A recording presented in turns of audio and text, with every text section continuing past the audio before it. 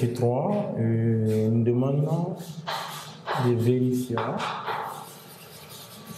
Petit 3, vérifions la droite et la droite. Vérifions que la droite de y égale à 2x moins 1 est une asymptote. À la courbe C. On nous demande de vérifier que la droite y égale à 2x moins 1 est une asymptote à la courbe C. Pour vérifier ça, nous allons chercher la limite de f de x moins y. Lorsque x tend vers plus infini, si c'est égal à 0, alors y est à asymptote oblique à C. Donc, si cette propriété est vraie, cela signifie que y égale à 2x moins 1 est une asymptote oblique. Donc, nous allons remplacer les choses par leur valeur. On va chercher la limite lorsque x tend vers la limite de f de x moins y. F de x, la décomposition, on a déjà 4x carré moins 4 sur 2x plus 1 moins la valeur de y qui est ici 2x moins 1. Donc, nous avons déjà décomposé cette quantité comme l'exercice a donné. Donc, on va remplacer les choses par leur valeur impliquée. On va dire que la limite, la décomposition de f de x, c'est 2x moins 1 moins 3 sur 2x plus 1. Donc, c'est 2x moins 1 moins 3 sur 2x plus 1 moins. Le moins va rentrer dans y. Si le moins rentre, on va avoir moins 2x plus 1. Donc, ils sont des signes contraires. 2x moins 2x, on peut les simplifier. Moins 1 plus 1, on peut aussi les simplifier. Impliquer ici la limite, lorsque x tend vers plus infini, moins de moins 3 sur 2x plus 1 sera égal. Nous allons prendre le monome le plus haut degré au numérateur et au dénominateur. Au numérateur, c'est moins 3. Au dénominateur, c'est 2x. Nous allons avoir moins 3 facteur de moins 3 sur 2 facteurs de plus infini. Donc, constance sur l'infini égale à 0. Donc, on va dire que alors y égale à 2x moins 1 est asymptote. Est une asymptote. Est une asymptote. Une asymptote à C. Donc, c'était la troisième question. Maintenant, la quatrième question, on nous demande d'étudier les variations. Étudions les variations. Étudions les variations de f. De f. Pour étudier les variations de f, nous allons chercher la dérivée. Donc, pour avoir la dérivée, nous avons deux manières ou deux méthodes pour avoir la dérivée. Ici, on a f de x est égal à 2x moins 1, donc 3 sur 2x plus 1. Donc, on peut écrire la première forme.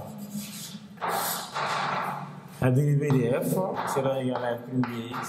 La dérivée de 2x, ça fait 2. La dérivée de moins 1 égale à 0. Ici, nous avons une constante sur une fonction. La dérivée d'une constante sur une fonction, c'est moins la constante fois la dérivée du dénominateur, de tout divisé par le dénominateur élevé au carré. C'est-à-dire ici, nous avons a sur f, sa dérivée c'est moins a fois f', de tout divisé par f élevé au carré. Donc ici, notre a ici est déjà moins 3, le moins ça devient plus 3. La dérivée de notre fonction, la dérivée du dénominateur c'est d sur le dénominateur élevé au carré. Donc 3 fois d est égal à 6. Donc nous allons avoir d plus 6 sur 2x plus 1 au carré. Voilà, ici nous avons d plus 6 sur 2x plus 1 au carré. Donc on peut réduire au même dénominateur. Donc f' de x sera égal. Le dénominateur ici c'est 2x plus 1 au carré. Donc, il sera multiplié par 2. Donc, nous allons avoir deux facteurs. Ici, si on développe, on va avoir 4x carré. A plus B au carré, le tout au carré, ça sera A carré plus 2AB. Le 2 fois D ici, ça fait 4X plus B carré. Le B c'est 1 plus 6. Donc, on peut faire entrer le 2 dans la parenthèse. Donc, ici, on peut avoir 2x plus 1, le tout au carré. Donc, le 2 fois D, ça fait 8. X carré. Le 2 fois 4 ici, ça fait 8x carré. Le 2 fois 4 ici, ça fait plus 4x. Le 2 fois 1, ça fait plus 2 plus 6. Donc, là, le f' de x sera égal 8x carré plus 4x. Attention, 2 fois 4, ça fait 8. Non, c'est 8. Excusez, 2 fois 4, ça fait 8.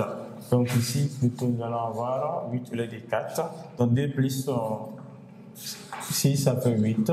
Le tout divisé par 2x plus 1, le tout au carré. Donc ça, c'est la première forme. La deuxième forme maintenant, on prend même la fonction mère qui a donné 4x carré moins 4 sur 2x plus 1. Ici, nous allons avoir I sur V. On va appliquer la dérivée de I sur V, c'est-à-dire la dérivée de I sur V est égale à U' fois V, V' fois I, de tout sur V carré. Donc, f' de x sera égal. La dérivée des numérateurs fois le dénominateur. La dérivée ici, c'est 8x fois 2x plus 1. Moins.